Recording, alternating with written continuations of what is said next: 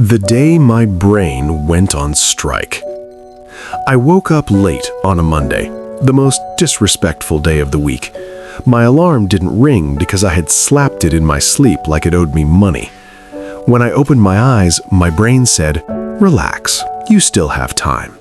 That was the first lie of the day.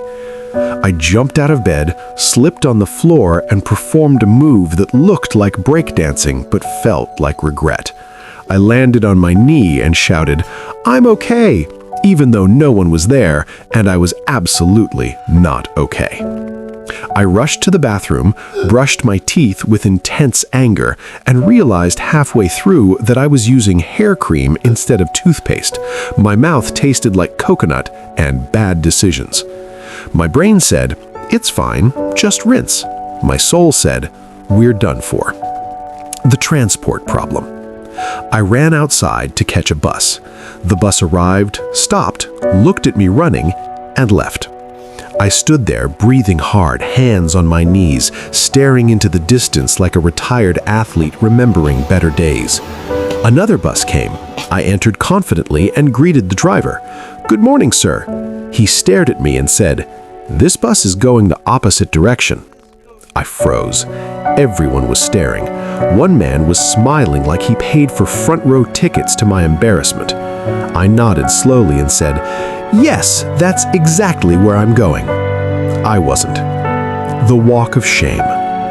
I got down at the next stop and decided to walk. Halfway there, I felt something strange. My shirt was inside out. Not stylish inside out, laundry day inside out. A child pointed at me and asked his mother, "Mummy, why is that uncle wearing his clothes backwards?" The mother said, "Focus on the road," which means, yes, I was dressed like a confused scarecrow. The office disaster.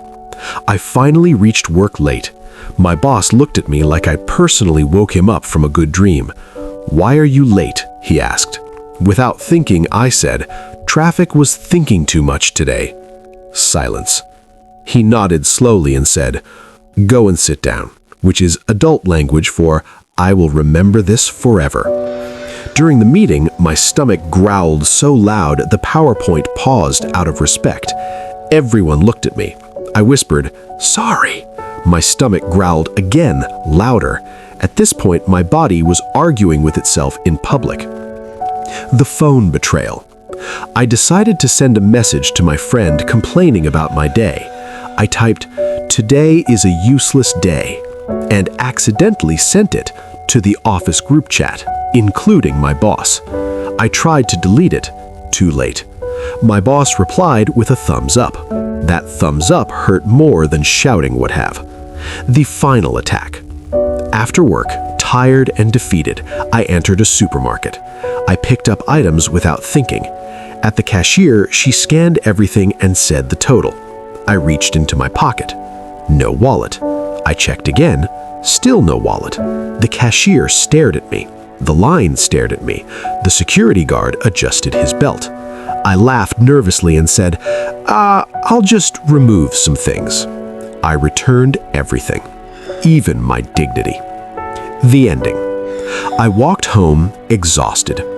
As I sat on my bed, my brain finally spoke again and said, "See, we survived."